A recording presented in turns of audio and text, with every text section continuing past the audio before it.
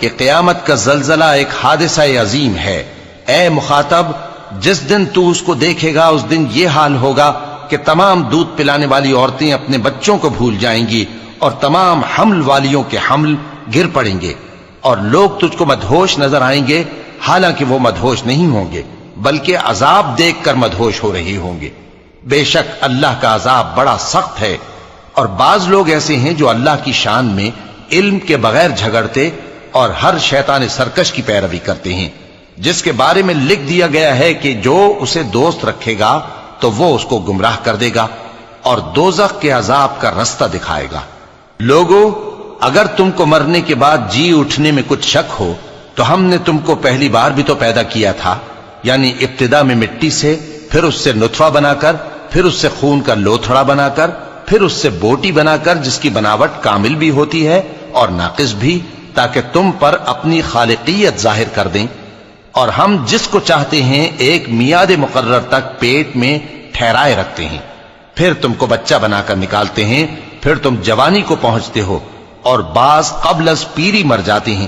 اور بعض بڑھاپے کی نہایت خراب عمر کی طرف لوٹائے جاتے ہیں کہ بہت کچھ جاننے کے بعد بالکل بے علم ہو جاتے ہیں۔ اور اے دیکھنے والے، تو دیکھتا ہے کہ ایک وقت میں زمین خشک پڑی ہوتی ہے، پھر جب ہم اس پر مے برساتے ہیں تو وہ شاداب ہو جاتی اور ابھرنے لگتی ہے اور طرح طرح کی بارونق چیزیں اگاتی ہے۔ ان قدرتوں سے ظاہر ہے کہ اللہ ہی قادر مطلق ہے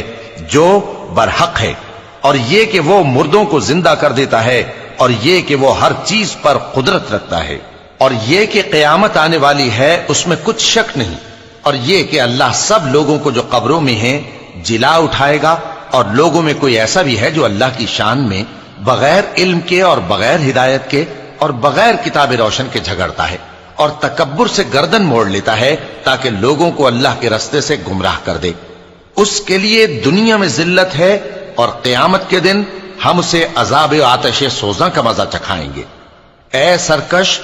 یہ اس کفر کی سزا ہے جو تیرے ہاتھوں نے آگے بھیجا ہے، اور اللہ اپنے بندوں پر ظلم کرنے والا نہیں۔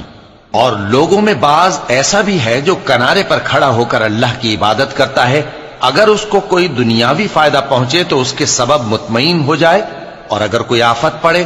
تو منہ کے بل لوٹ جائے، یعنی پھر کافر ہو جائے۔ اس نے دنیا میں بھی نقصان اٹھایا اور آخرت میں بھی، یہی تو صاف نقصان ہے۔ یہ اللہ کے سوا ایسی چیز کو پکارتا ہے جو نہ اسے نقصان پہنچائے اور نہ فائدہ دے سکے، یہی تو پرلے درجے کی گمراہی ہے۔ بلکہ ایسے شخص کو پکارتا ہے جس کا نقصان فائدے سے زیادہ قریب ہے۔ ایسا دوست بھی برا اور ایسا ساتھی بھی